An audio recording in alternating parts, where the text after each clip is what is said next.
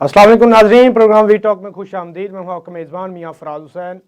नाज़रीन, आज मरीम नवाज़ ने NA 119 में जलसे से खिताब करते हुए कहा कि पंजाब नवाज शरीफ के ख़िलाफ़ तनकीद जो है वो बर्दाश्त नहीं करता, क्योंकि पंजाब वाले जानते हैं कि नवाज शरीफ जो है पंजाब से मोहब्बत करता है और पंजाब नवाज शरीफ से मोहब्बत करता है। और आज उन्होंने बिलावल को जवाब देते हुए कहा है कि एक शख्स बार बार कहता है कि नून लीग अभी तक अपना मंशूर आवाम के सामने नहीं रख पाई, तो हमारा मंशूर ये ऑरेंज लाइन है, हमारा मंशूर जो सड़कात के जाल बिछाए हैं वो है। और नवाज शरीफ साहब जो हैं वो पाकिस्तान की बेहतरी के लिए मंसूबा बना रहे हैं और जल्द इंशाल्लाह आवाम के सामने पेश करेंगे। और दूसरी जानब अगर बात करें पाकिस्तान पीपल्स पार्टी की, तो आज बिलावल भुट्टो जरदारी ने गुजरात में जलसे से खिताब करते हुए कहा कि ये जो शेर है ये चाहता है कि कोई और इसके लिए शिकार करे, खुद शिकार नहीं करना चाहता। और उन्होंने मज़ीद तनकीद का निशाना बनाते हुए कहा कि शेर इस वक्त पंजाब से बाहर क्यों नहीं निकल रहा। हम तो सिंध, बलूचिस्तान और KPK में कन्वेंशन करके आ रहे हैं, दौरे करके आ रहे हैं, लेकिन शेर क्यों नहीं पंजाब से बाहर निकल रहा, अपने घर से बाहर क्यों नहीं निकल रहा। कोई ना कोई खौफ तो ज़रूर है जो नहीं निकल रहा बाहर। और उसी के साथ साथ अगर बात करें पाकिस्तान तहरीक इंसाफ की, तो बैरिस्टर अली ज़फ़र आज बानी PTI से मुलाकात करने के बाद उन्होंने अडयाला जेल के बाहर मीडिया से गुफ्तगू करते हुए कहा कि ये जो इलेक्शन हो रहा है ये उल्टा हो रहा है। इस इलेक्शन में जो वोटर्स हैं वो खुद आ रहे हैं उम्मीदवारों के पास और यकीन दहानी करवा रहे हैं कि हम आपको ही वोट देंगे। और मज़ीद उन्होंने कहा कि बानी PTI का कहना था कि संडे वाले दिन, इतवार वाले दिन तमाम जो उम्मीदवार हैं, वर्कर्स हैं, वो अपने घरों से बाहर निकलें और भरपूर तरीके से इंतखाबी मुहिम का आगाज़ करें। इस तमाम तर सूरत पर बात करने के लिए हमारे साथ मौजूद हैं सीनियर सहाफ़ी तज़कियाकार वारिस रज़ा साहब, रज़ा सैयद साहब और उनके साथ सफ़ीना खान साहिबा। बहुत शुक्रिया आप सबका। रज़ा साहब, सबसे पहले आपके पास आना चाहूँगा कि क्या आपको नहीं लगता कि पाकिस्तान मुस्लिम लीग नून को इस वक्त जब इलेक्शन में सिर्फ चंद दिन बाकी रह गए हैं, मंशूर उनको पेश कर देना चाहिए था, क्योंकि तमाम सियासी जमातें जो हैं वो अपना मंशूर पेश कर चुकी हैं और अभी तक उन्होंने कोई प्लानिंग नहीं दी कि हम अगले 5 साल क्या करेंगे, क्या रिलीफ देंगे। क्या कहेंगे आप इस हवाले से? किसी भी सियासी जमात को कि जो इलेक्शन में हिस्सा लेने जा रही है उसका इंतखाबी मंशूर एक कलीदी अहमियत का हामिल दस्तावेज होती है। और ये वो इंतखाबी मंशूर ही है कि जिसके अंदर वो सियासी जमात अपने उस पूरे प्लान का, उस पूरे आइडिया का मुफस्सिल अंदाज में जिक्र करती है कि जिसके तहत उन्होंने इलेक्शन जीतने के बाद अगले 5 साल में अपने दौरे इक़्तिदार में अवाम को किस किस्म का रिलीफ देना है, मुल्क की तरक्की की और खुशहाली के लिए क्या इक़दाम करने हैं, मुल्क की दिफा, कौमी सलामती के ऊपर उनका क्या मौक़िफ़ होना चाहिए, कुदरती वसाइल, क्लाइमेट चेंज, गर्ज ये कि जितने भी अहम कलीदी मौज़ूआत हैं उनके ऊपर वो सियासी जमात अपना करती है और एक रोड मैप देती है ना कि हमने ये करना है, इस तरीके से चलना है, इस तरीके से। बिल्कुल, आप रोड मैप भी कह सकते हैं। और महज़िब जमहूरी माशरों में वोटर जो है वो हर सियासी जमात के मंशूर को देखता है और उसकी बुनियाद पर अपना माइंड बनाता है कि मुझे इस मर्तबा किसको वोट देना चाहिए, क्योंकि एक ऐसी सियासी जमात के जिसका मंशूर आपकी उमंगों की तर्जुमानी कर रहा होता है, फिर आप उस जमात को वोट दे देते हैं, इसको कते नजर करके, इस बात को बाईपास करके कि आपके हल्के से उम्मीदवार कौन सा खड़ा है, उसकी अहमियत कम हो जाती है और जमात के मैनिफेस्टेशन की जो अहमियत है वो ज्यादा हो जाती है। लेकिन ये बात यकीनन अचंभे की है, हैरत की है, बल्कि कहा जाए तो गलत नहीं होगा कि अफसोस की है कि मुल्क की सबसे बड़ी सियासी जमात होने की दावेदार पाकिस्तान मुस्लिम लीग नवाज ने अभी तक 15 रोज रह गए हैं और अपना इंतखाबी मंशूर जारी नहीं किया है। इसका मतलब यह है कि पाकिस्तान का जो अनडिसाइडेड वोटर है, पाकिस्तान का जो न्यूट्रल वोटर है, पाकिस्तान का वो जो इंटेलेक्चुअली स्टिमुलेटेड वोटर है, वो अभी तक तशनगी रखता है, उसको अभी तक नहीं मालूम कि अभी तक कंफ्यूज है, अभी तक फैसला नहीं कर पा रहा कि किस तरफ जाना है या किस तरफ नहीं जाना। जी ठीक है वारिस साहब, आपके पास आऊँगा कि नून लीग अभी तक अवाम के सामने नहीं रख पाई अपना मंशूर। 5 साल अगले क्या करना है, एक रोड मैप होता है ना, जो तमाम सियासी जमातों ने अपना मंशूर पेश कर दिया। छोटी से छोटी सियासी जमात ने भी अपना मंशूर जो है अवाम के सामने रख दिया है। लेकिन जैसे रज़ा साहब ने कहा कि एक बड़ी सियासी जमात होने का दावा करने वाली जो मुस्लिम लीग नून है, अभी तक वो अपना मंशूर अवाम के सामने नहीं रख पाई। तो आप क्या कहना चाहेंगे, ये क्या प्लानिंग क्या है, मतलब कि क्यों इतनी देर कर दी उन्होंने मंशूर अवाम के सामने रखने में? देखिए, देर करने हेलो देर करने में जो है ना वो हेलो जी जी वारिस साहब बोले। अच्छा, मैं ये कह रहा हूँ कि देर करने में जो है ना कोई मंसूबाबंदी का दखल नहीं है और और अगर मनसूबाबंदी का दखल है तो मैं ये समझता हूँ कि ये कोई मनसूबाबंदी दुरुस्त सियासी हिकमत अमली नहीं। और ये जो देर करने में जो है ना, मुकम्मल तौर से जो भी टीम है उसकी, मैं बहुत वाज़ेह तौर से कह सकता हूँ कि उसकी नाअहली जो है वो उसमें ज्यादा उसकी झलक है। तो अपनी नाअहली को मंसूबाबंदी में छुपाना या ये कहना कि भाई अभी हम सोच विचार कर रहे हैं, ये कर रहे हैं, वो कर रहे हैं, तो मेरा सवाल ये है कि इससे बिल्कुल अलग होकर कि आप चूंकि मंशूर की अहमियत को जो है ना अवाम में आपने शऊरी तौर से आगाही नहीं दी। यानी हमारे यहाँ अलमिया ये है कि पाकिस्तान की जितनी भी पॉलिटिकल पार्टीज हैं, जितने भी हैं, तो उसके आप कितने ही नाम ले लें, उन्होंने अवाम को हमेशा जमहूरी अमल से, सियासी अमल से दूर रखने की कोशिश की और उनको बताया ही नहीं। जो कि देखिए, सियासी पार्टियां जो होती हैं फराज, वो तरबियत देती हैं, अवाम को शऊर फराहम करती हैं और उनकी एक तरबियत गाह होती है। अवाम, सियासी पार्टियां अवाम की तरबियत गाह होती है जहां से वो सियासी शऊर के जरिए आगाही हासिल करता है और मुल्क की हालात, मुल्क के जितने भी, जैसे आप ये कह रहे हैं कि जितने भी मामलात हैं उनके हवाले से वो आगाही हासिल करता है। तो मैं ये समझता हूँ कि ये ऐसा नहीं है कि ये पॉलिटिकल पार्टियां बहुत मासूम है या ये कि जानती नहीं है या ये कि ये बिल्कुल बिलूंगड़े हैं, बच्चे हैं, ऐसा नहीं है।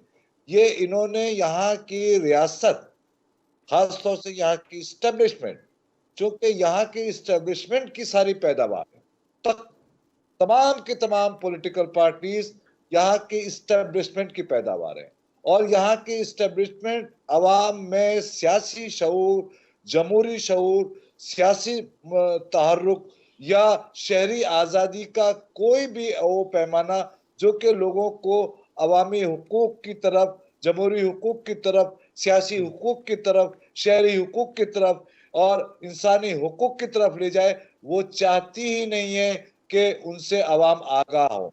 लिहाजा ये जितनी भी पॉलिटिकल पार्टीज हैं बशमूल नून लीग, ये अवाम को बेवकूफ समझ रही हैं और अवाम भी, बड़ी माजरत के साथ मैं अब दूसरा पहलू आपको पेश करूं, हमारी अवाम भी इस कदर मासूम है या इस कदर अकीदा परस्त है या नारे में आ जाती है कि जैसे कि रजा साहब ने कहा ना कि महज़िब माशरों में जो है होता है वो यानी मंशूर जो है ना वो अहम होता है।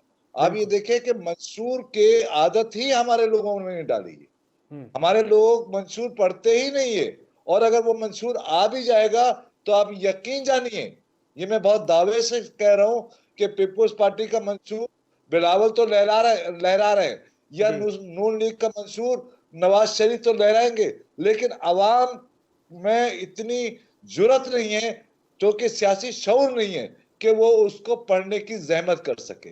हमारे यहाँ का सियासी फैब्रिक, हमारे यहाँ का समाजी फैब्रिक, हमारे यहाँ का माशी फैब्रिक, यही तो मैं रो रहा हूँ। उस फैब्रिक में जो बिगाड़ और उस फैब्रिक का जो अंत है, उस पे फैब्रिक की खराब करने की जो इंतहा है, उसका नाम इमरान खान है। तो इसके बाद तो तमाम की तमाम चीजें तबाह बर्बाद हो गई। कैसे बनाएंगे मुल्क?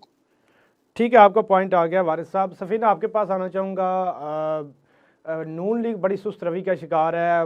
बहुत दिन पहले ही हमें ये पता चल गया था कि जो मंशूर के लिए उन्होंने अवामी राब्ते भी शुरू कर दिए हैं, लेकिन उसके बावजूद अभी तक उन्होंने कोई मंशूर अवाम के सामने रखा नहीं है। जैसे वारिस साहब ने कहा कि ये पार्टी के नहली है, तो अगर ये पार्टी की नहली है तो इससे पार्टी को किस हद तक नुकसान हो सकता है? वो इसलिए नहीं शो ऑफ कर पा रहे कि शायद उसमें वो ये ना लिख दे कहीं गलती से कि हम किसी भी आर्मी चीफ को एक्सटेंशन नहीं देंगे, हमारी पार्टी का ये मंशूर नहीं है।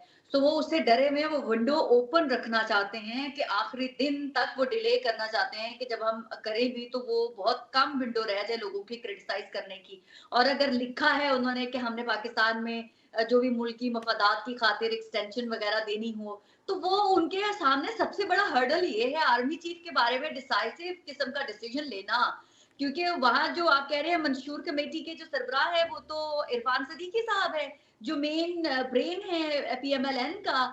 तो मुझे आज तक, मैंने पहले भी आपके प्रोग्राम में एक सवाल उठाया था कि मुझे ये बताएं कि इरफान सदीकी के साथ कोई विजुअल्स पीएमएलएन के बाकी उस मंशूर कमेटी के कुछ विजुअल्स आपने आज तक देखे हैं कि जी ये मीटिंग हुई है, ये लोग उठ के जा रहे हैं, ये ऑफिस से निकल रहे हैं, कोई एक विजुअल्स कभी देखा हो? या चले फोटो ही बना के उन्होंने, क्योंकि पीएमएलएन तो बहुत सोशल मीडिया के ऊपर ग्लोरीफाई करती है हर चीज को कि हमारी मंशूर कमेटी का ये, हमारी कमेटी का ये मीटिंग हो गई, लेकिन मंशूर कमेटी से रिलेटेड एक पिक्चर भी आपको आज तक नहीं मिली है।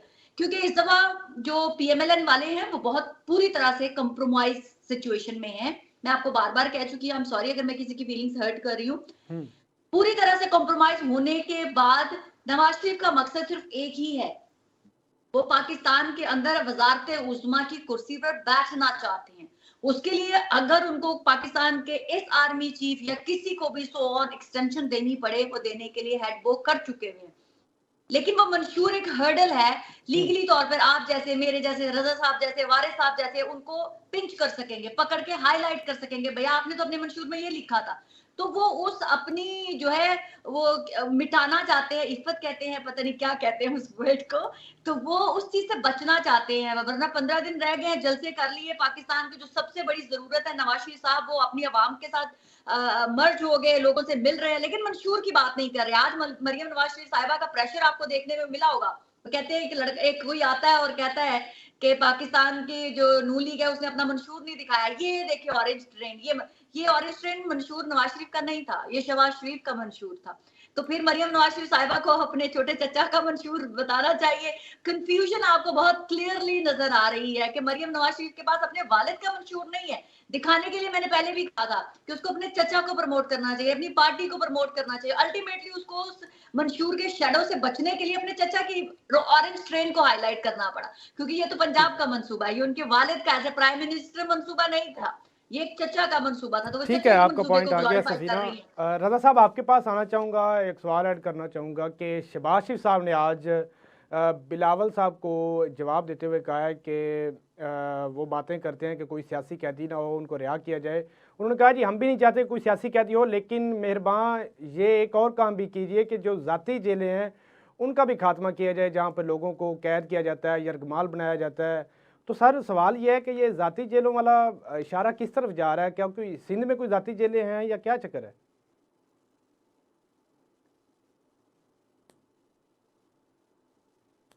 रजा साहब आवाज आ रही है आपको? पाकिस्तान के तूलो अर्ज में जहां जहां कबायली नौयत का निजाम है या फ्यूडल नौयत का निजाम है, वहां पर ये निजी जेलें बहुत आम हैं और बहुत से वडेरे, बहुत से सरदार, बहुत से जागीरदार, बहुत से खान ऐसे हैं।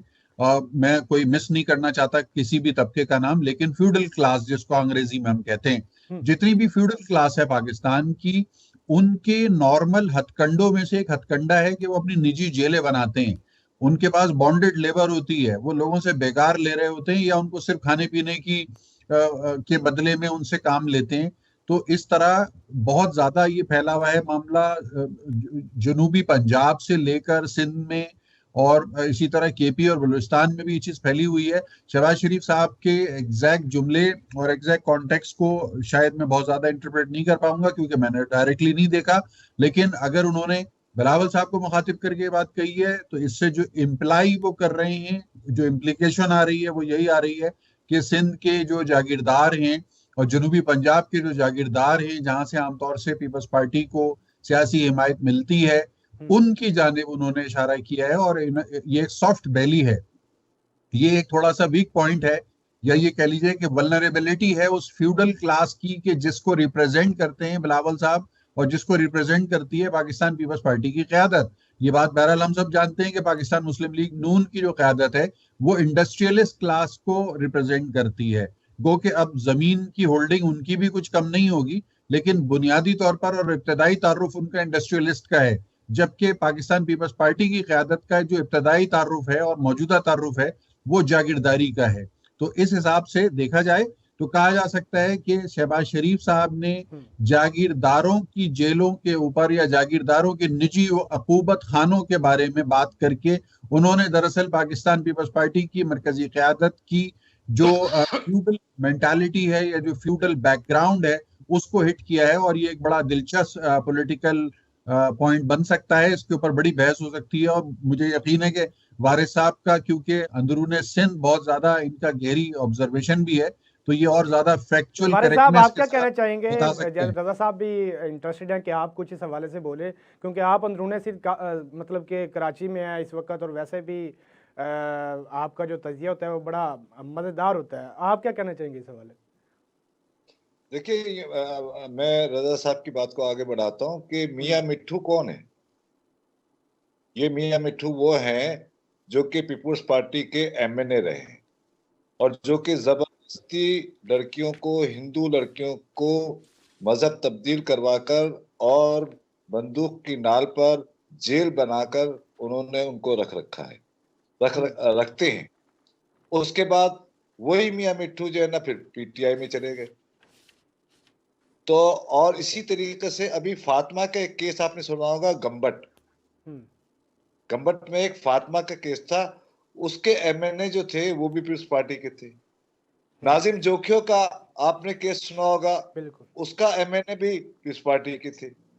तो पीपुल्स पार्टी बुनियादी तौर से जागीरदारों की एक ऐसी जमात है जो कि इस समाज को पीछे की तरफ, कुरूने वस्ता की तारीख जो है, जो जिसको कहना चाहिए रवायतों में धकेलना चाहती है।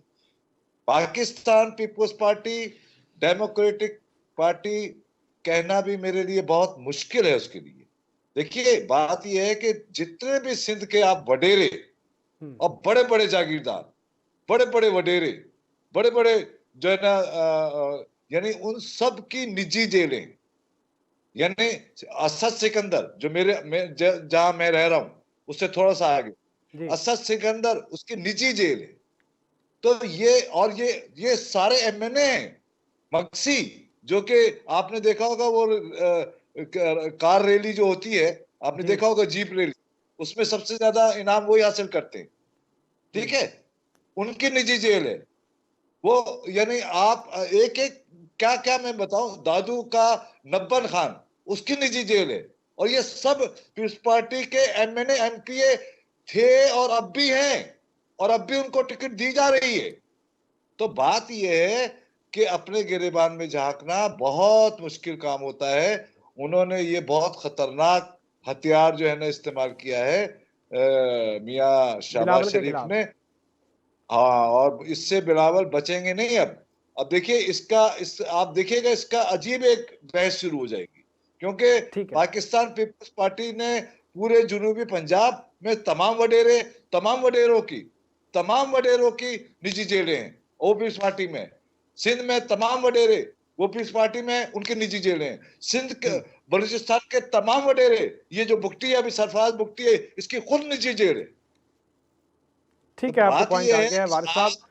सफीना, आपके पास आऊंगा कि आज बिलावल साहब ने गुजरात में जलसा करते हुए कहा कि जी जो शेर है वो अपने घर से नहीं निकल रहा, कोई ना कोई खौफ तो ज़रूर है जिसकी वजह से वो अंदर बैठा हुआ है और पंजाब से बाहर नहीं जा रहा। तो क्या आप समझते हैं कि नून लीग को कोई ना कोई खौफ है, अगर हम पंजाब से बाहर गए तो कोई और आ जाएगा पंजाब में, कोई डेरा जमा लेगा?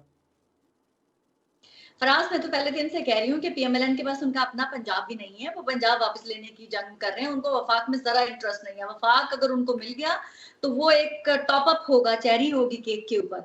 तो उनका मेन फोकस पंजाब वापस लेना है कि वो पंजाब उनके हाथ में वापस आ जाए, क्योंकि इस वक्त पाकिस्तान के अंदर कहीं पे भी पीएमएलएन एग्जिस्ट नहीं कर रही। हम लोग सिंध में कहते तो हैं कि बिलावल भुट्टो एक सिंध की पार्टी है, but I am sorry to say Noon league तो पंजाब की पार्टी भी नहीं रही, उनके पास तो पंजाब भी नहीं है। और रही बात जहां आप लोग कह रहे हैं निजी जेल्स की, I am really very sorry, जागीरदार तो पंजाब के अंदर भी बहुत सारे हैं जिन्होंने निजी जेलें बनाई हुई। आई एम सॉरी, बिजनेसमैनों ने भी अपनी निजी जेलें बनाई हुई। आई एम सॉरी, पाकिस्तान के अंदर जो थाने होते हैं उनकी भी अपनी निजी जेलें हैं। तो फॉर गॉड सेक 3 दफा नवाज शरीफ वजीर आजम रहे, तो वो पाकिस्तान के अंदर से ये निजी जेलों का कल्चर ही नहीं खत्म कर पाए।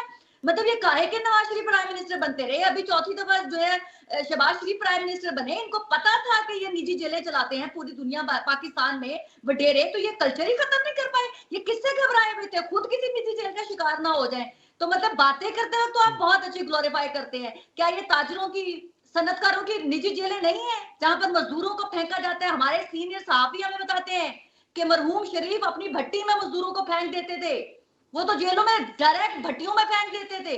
तो खुदा का खौफ करें, सिर्फ निजी जेलें सिंध तक महदूद मत रखें, बलोचिस्तान तक महदूद मत रखें। पंजाब लाहौर के अंदर भी लोगों ने अपनी निजी जेलें बनाई हुई है। आप सहाफियों को पकड़ पकड़ के दरख्तों के साथ लटका लटका के नवाज शरीफ का दामाद मारता रहा है, मैं नहीं मारती रही, सिंध का कोई वडेरा नहीं मारता रहा। तो सहाफियों को भी जरा पूरी अकल के और शऊर के साथ बात करनी चाहिए कि हर पाकिस्तान के हिस्से के एक एक कोने में निजी जेलें बनी हुई है, गरीबों को फैक्ट्रियों के अंदर निजी जेलें बनी हुई है। तो सिर्फ सिंध मत कहें, सिंध को स्टिग्माइज मत करें, क्योंकि वहां पर वडेरा कल्चर है, पंजाब में भी वडेरा कल्चर है, वहां पर भी सनत जो थोड़े थोड़े दो पैसे आ जाते हैं किसी के पास, वो ताजिर बन जाता है, सनतकार बन जाता है, उसकी अपनी निजी जेल होती है। तो सिर्फ सिंध तक महदूद मत रखें, पूरे पाकिस्तान में क्लीन स्वीप करें, जहां जहां किसी की भी निजी जेल है उठा के फेंके सबको, क्योंकि पाकिस्तान के हर हिस्से में हर शहरी को जीने का हक है, सिर्फ सिंध तक ही महदूद मत रहें। तो सफीना, आपका पॉइंट आ गया। रजा साहब, आपके पास आऊंगा कि जैसे सफीना ने कहा कि नून लीग के पास इस वक्त पंजाब भी उनके हाथ में नहीं है, और बिल्कुल ऐसे तासुर आ भी रहा है क्योंकि नून लीग पंजाब से बाहर नहीं जाना चाह रही कहीं भी। तो क्या आपको लगता है कि वाकई उनको कोई खौफ है किसी किस्म का जिस वजह से पंजाब से बाहर नहीं निकल रहे हो?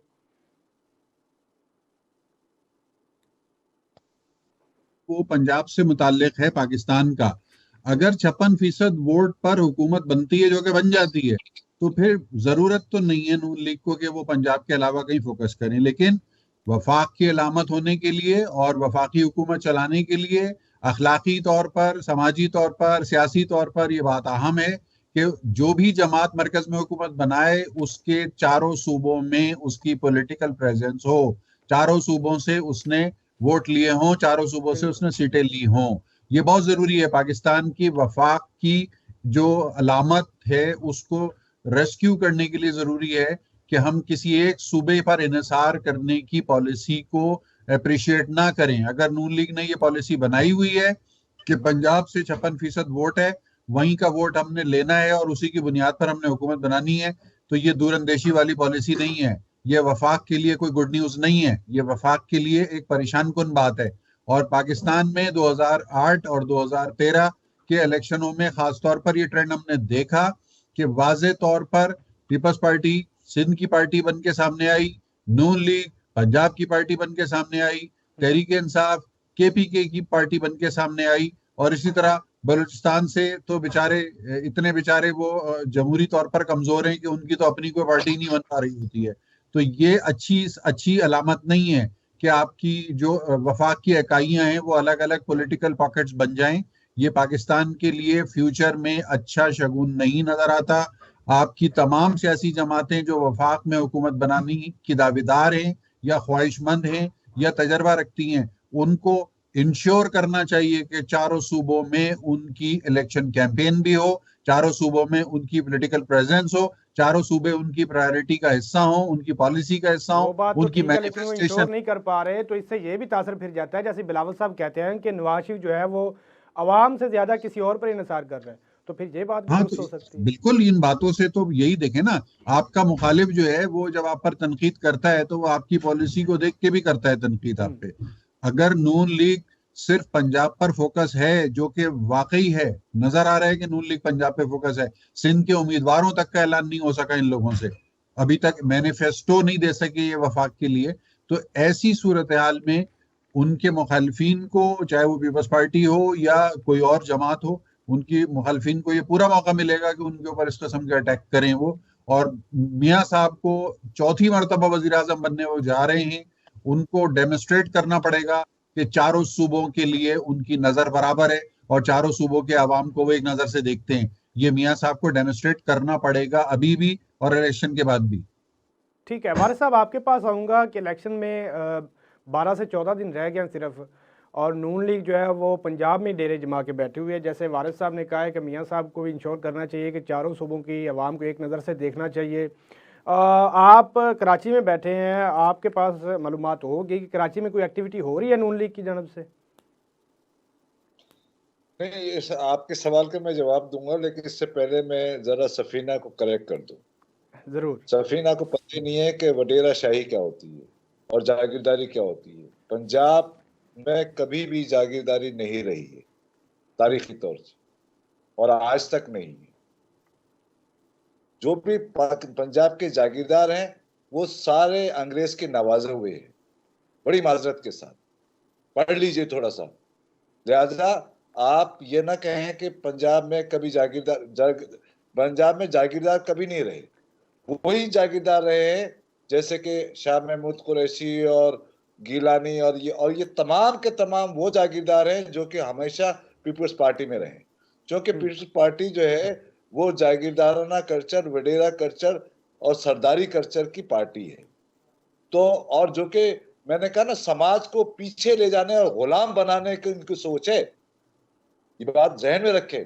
सरमायादारी को हम क्यों सपोर्ट करते हैं, पूरी दुनिया क्यों सपोर्ट करती है? इसलिए नहीं कि सरमायादारी आवाम के हुकूक देती है, ऐसा नहीं ठीक है सर, आपका पॉइंट आ गया है, सवाल की तरफ वापस आए ना। नहीं, ये देखिए, ये बहुत गलत जो है ना इंटरप्रेट अपनी ख्वाहिशात के मुताबिक तारीख को नहीं करना चाहिए। देखिए, मैं हमेशा यहाँ आके उलझ जाता हूँ। तारीखी तौर से चीजों को गलत नहीं होना चाहिए, बिल्कुल दुरुस्त होना चाहिए। ठीक है, ये आपने पीटीआई वाला रवैया इख्तियार किया, ये दुरुस्त नहीं है, ये बात प्रोपेगेंडा वाला। अब आइए आपकी जवाब की तरफ। मैं ये कह रहा हूं कि देखिए, हमारी जमात की तरफ नहीं, हमारे सवाल की तरफ।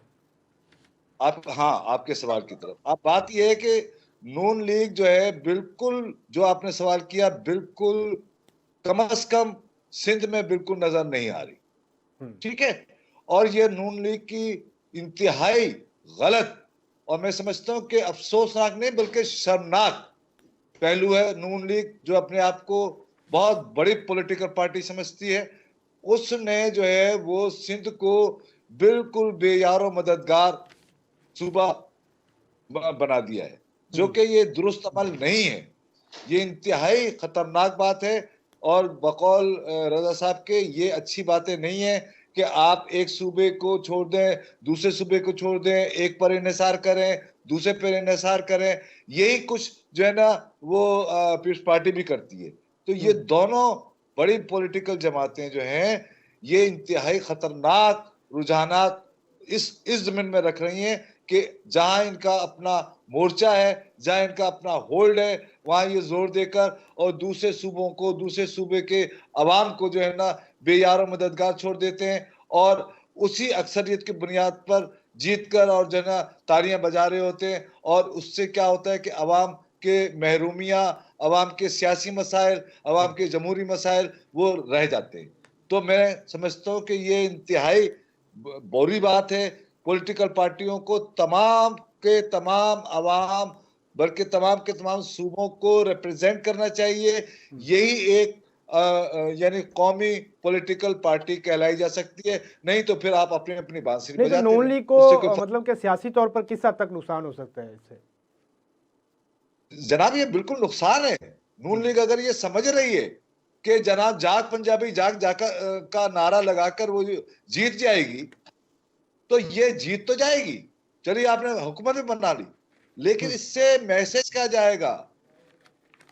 मैं और रजा साहब ये पीट रहे हैं कि मैसेज क्या जाएगा? अवाम और ये समाज जो है वो डेटोराइज होने जाएगा, ये समाज पीछे होने जाएगा, इसमें गलत रवायतें जन्म लेंगी, इसमें नेगेटिव रवैये जन्म लेंगे। तो लिल्लाह इन दो बड़ी पार्टियों को ये तो नहीं करना चाहिए ना। ठीक है, आपका पॉइंट आ गया। सफीना, आपके पास आऊँगा। आज बिलावल ने लीगी कारकुनों से भी वोट मांगने की जो इस्तदा की है, उन्होंने कहा जी अगर आप चाहते हैं कि मौरूसी सियासत का खात्मा हो, इंतकामी सियासत का खात्मा हो, तो आप हमें वोट दें। तो पीटीए के बाद अब लीगी कारकुनों से इस तरह वोट मांगना, कि आपको लगता है कि बिलावल साहब जो हैं वो दोनों जमातों के वोट तोड़ पाएंगे किसी हद तक? फ्रांस में बिल्कुल इससे इत्तेफाक करती हूँ, क्योंकि देखें जो पीएमएलएन के अंदर ज्यादातर वोट कुछ पीएमएलएन का था और ज्यादा हिस्सा जो है वो पीपल्स पार्टी का मर्ज हुआ था। उसी तरह से वही पीपल्स पार्टी का वोटर जो था वो पीटीआई के अंदर मर्ज हो गया था, क्योंकि उसको स्पेस खत्म हो गई थी उसके लिए पंजाब के अंदर पीपल्स पार्टी के लिए। तो वो स्पेस वो उन्होंने अपनी पॉकेट जो है वो कोई पीएमएलएन में शामिल हो गया, कोई पीटीआई में शामिल हो गया, लेकिन अब वो वापस, मैंने आपको पहले ही कहा कि जिस तरह से बिलावल का ये कदम बहुत ही मुस्बत साबित होगा आने वाले वक्तों में भी और इस इलेक्शन में भी आपको नजर आएगा। देखिए पाकिस्तान के अंदर एक सेंटिमेंट होता है, ये देखें जैसे अभी मैं एग्जांपल देती हूँ कि बिलावल बेनजीर भुट्टो का बेटा है, जिस तरह से बेनजीर भुट्टो की बेटी थी, वो जहां जहां जाती थी वो सेंटिमेंट हर्ट करती थी लोगों के, वो इंस्टिगेट करती थी, वो हमदर्दी का जो एक स्पॉट होता है। तो उसी तरह से जब बिलावल पंजाब के अंदर गया है तो वो ज्याला जो सो चुका हुआ था, वो ज्याला जो पटवारी हो चुका हुआ था, वो ज्याला जो यूथिया हो चुका ब्रेक का हुआ था, टाइम हो वो रहा है, जरा वापस जल्दी उस शैल से बाहर आया। जी सॉरी, मैं कह रहा हूँ ब्रेक का टाइम हो रहा है, जरा जल्दी वाइंड अप कीजिएगा। जी जी, तो वो डेफिनेटली ये सपोर्ट करेगा जब वो बिलावल को बेनजीर की रूप में देखेंगे तो वो वापस पीपल्स पार्टी की तरफ जाएगा, उसका फायदा होगा बिलावल भुट्टो को। आप ये मत सोचें कि वो नहीं फायदा होगा, उसको भरपूर फायदा हो रहा है, तभी पीपल्स पार्टी से डर रही है पीएमएलएन। अब एक एक करके तमाम लीडरान रिप्लाई करना शुरू हो गए हैं, तो बिलावल ने जो मकसद था अपनी प्रेजेंस शो करने का वो उसने कर दिया है। ठीक है नाजरीन, वक्त हुआ यहाँ पे एक छोटे से ब्रेक का और मिलते हैं ब्रेक के बाद।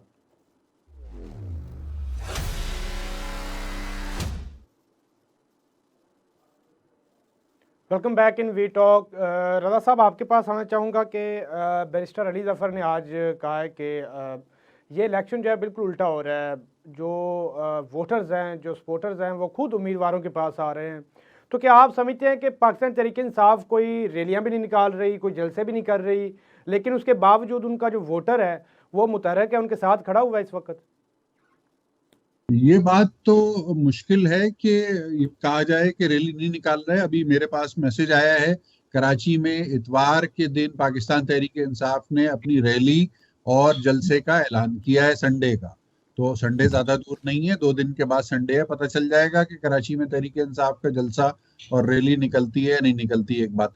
लेकिन जो दिलचस्प और अहम बात है वो ये है, वो दिलचस्प और अहम बात यह है कि पाकिस्तान तहरीक इंसाफ इस मर्तबा इलेक्शन में हिस्सा नहीं ले रही जनाब। ये है अहम तरीन बात। पीटीआई को इलेक्शन सिंबल नहीं मिला, इसका मतलब है कि पार्टी उनकी रजिस्टर्ड है, अभी भी वो पाकिस्तान तहरीक इंसाफ का नाम ही यूज करते हैं अपने उम्मीदवारों के लिए, लोगों तक बिल्कुल यही इस्तेमाल पैगाम करते हैं। लेकिन आज एक वजाहत जारी हुई है इलेक्शन कमीशन की जानिब से, और वो वजाहत ये है कि इलेक्शन जीतने के बाद ऐवान का हल्फ उठाएंगे जब अरकान आजाद, और उनको जब किसी सियासी जमात में शमूलियत इख्तियार करनी होगी तो वो सिर्फ किसी ऐसी सियासी जमात में शमूलियत इख्तियार कर सकते हैं जो इलेक्शन लड़ने की एलिजिबल थी और जिसके पास इंतखाबी निशान था। इसका मतलब ये हुआ कि आने वाले दिनों में 8 फरवरी के बाद अगर तहरीक इंसाफ से वाबस्ता आजाद उम्मीदवार जीत भी गए तो वो जीतने के बाद तहरीक इंसाफ ज्वाइन नहीं कर सकेंगे,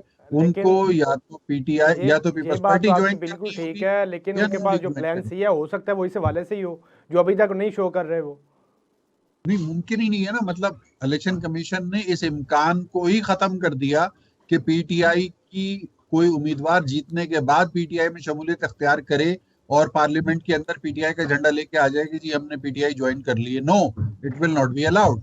वो सिर्फ और सिर्फ उन जमातों के अंदर ही शमूलियत इख्तियार कर सकेंगे जो लेजिटिमेटली इलेक्शन सिंबल के हामिल हैं और इस इलेक्शन में हिस्सा ले रहे हैं। बैरिस्टर गौहर भी इस हवाले से फिक्रमंद हैं और झगड़ा साहब का स्टेटमेंट ऑन द रिकॉर्ड है जिसके अंदर उन्होंने बात कही है कि हम इस कानूनी लिमिटेशन का एहतराम करते हैं और हम इससे आगाह हैं और हम कोशिश करेंगे कि इस मामले को रिलीफ लेने के लिए या तो हम पिटीशन करें, अदालत में जाएं, या फिर हम आवाम के पास जाएं। इसका मतलब ये है कि तहरीक इंसाफ से वाबस्ता लोगों को भी ये बात मालूम है कि अगर आजाद उम्मीदवार जीत भी गए तो भी उनके पास तहरीक इंसाफ नाम की किसी जमात में शमूलियत इख्तियार करने का ऑप्शन अवेलेबल नहीं होगा, और यही एक बहुत गंभीर सूरत हाल होगी जिसका पहले से उनको इदराक हो चुका है। जी ठीक है वारिस साहब, जैसे रज़ा साहब ने कहा है कि जी आज इलेक्शन कमीशन की तरफ से ये तफसीलन तौर पर बता दिया गया है, तो इससे तो फिर पाकिस्तान तहरीक इंसाफ के लिए मज़ीद जो मुश्किलात हैं वो खड़ी हो गई हैं। मतलब कि अगर उनके आज़ाद उम्मीदवार भी जीतेंगे तो वो पाकिस्तान तहरीक इंसाफ में शमूलियत नहीं करेंगे, तो इस सूरत हाल में फिर क्या करेगी पाकिस्तान तहरीक इंसाफ? देखिए, मैं रजा साहब की बात का अगला हिस्सा बता देता हूँ कि आज इसी सिलसिले में जो है ना, जब इलेक्शन कमीशन का ये ऐलान आया तो शोएब शाहीन साहब अदालत में गए और उन्होंने ये कहा है, बल्कि इलेक्शन कमीशन से कहा है कि आप अपनी निगरानी में, अपने मॉनिटरिंग में हमारे इंतखाबात, गोया के जो इंट्रा पार्टी इंतखाबात हैं, वो उसी तरीके से करवा लें जैसे कि आप चाहते हैं। और बराए मेहरबानी आप हमें 8 यानी फरवरी से पहले पहले पार्टी के तौर पर जो है ना इन कर लें। तो आप देखें कि ये मैं बहुत अरसे से आपसे कह रहा था कि यानी पीटीआई कहीं नजर नहीं आएगी। उन्होंने टेक्निकली जो है वो और कानूनी तौर से इस तरीके से आउट किया है कि आप उसमें यानी तमाम तर हमदर्दी रखने के बावजूद आप पीटीआई की मुश्किलात को आसानी में तब्दील नहीं कर सकते। मतलब आप समझते हैं कि जो बानी पीटीआई कह रहे थे कि हमारे पास प्लान सी है, वो शो करवाने से पहले ही नाकाम हो चुका है? जाहिर है कि मकसद देखिए, प्लान बी प्लान सी वाला जो मसला है ना, देखिए मैं एक बात बताऊं, मैं पीटीआई के बारे में मेरा आपको मेरे एहसासात पता है, लेकिन इसके बावजूद भी मैं आपको एक बात कह दूं कि देखिए पीटीआई का भी ये राइट है कि वो अपने जो वर्कर है या जो उनके अपने चाहने वाले हैं उनको वो मुतहर्रिक रखे, तो मुतहर्रिक रखे, उनको यानी घेर के रखे, उनको इंटैक्ट रखे, तो ये उसका राइट है। तो अगर वो इस राइट को प्लान बी और प्लान सी के हवाले से फर्ज करके रखना चाहते हैं या लोगों को इंगेज करना चाहते हैं, तो ये कोई बुरी बात नहीं है। अब वो उसमें कितने कामयाब होते हैं और कितने नाकाम होते हैं ये एक अलग बात है, लेकिन ये कि पीटीआई को इस बात का राइट जरूर दिया जाना चाहिए कि वो प्लान बी लाए, सी लाए, डी लाए, जो भी लाए, तो वो असल में अपने वर्कर को, अपने चाहने वालों को इंटैक्ट रखने का, ताकि ऐसा ना हो कि इससे मायूसी फैले और हमारा जो थोड़ा बहुत वर्कर है या जो एक्टिविस्ट है वो मायूस होकर हमारी पार्टी को उसका मुस्तकबिल में बड़ा नुकसान हो जाए। तो मेरे ख्याल में ये दुरुस्त बात है कि वो ये भी कह सकते हैं कि अभी हमारे पास थोड़ी दिनों के बाद कह सकते हैं कि हमारे पास एक और प्लान है और उसमें सरासमगी फैल जाए, लोगों में एक इंटैक्ट होने का जज्बा आ जाए, इंगेज होने का जज्बा आ जाए, तो ये टैक्टिस है। मेरे ख्याल में इसका राइट दिया जाना चाहिए पीटीआई को। ठीक है सफीना, आपके पास आऊँगा। जैसे आज जो इलेक्शन कमीशन की जानब से जो फैसला किया गया है उसके बाद तो पाकिस्तान तहरीक इंसाफ के लिए जो रास्ते हैं वो बंद हो चुके हैं, मतलब जो मुश्किलात हैं वो दिन ब दिन बढ़ती जा रही हैं। तो क्या इस वक्त पाकिस्तान तहरीक इंसाफ के पास जो प्लान सी है वो इस पे काम करेगा या फिर वो भी फ्लॉप हो चुका है, शो करवाने से पहले ही फ्लॉप हो चुका है? मुश्किलें बढ़ गई, मुश्किलें तो पीक पर पहुंच चुकी हैं पीटीआई की। इनको ये एक्सेप्ट कर लेना चाहिए कि पाकिस्तान तहरीक इंसाफ इलेक्शन नहीं लड़ रही। मैं पहले दिन से कह रही हूँ कि पाकिस्तान तहरीक इंसाफ नहीं लड़ रही है इलेक्शन।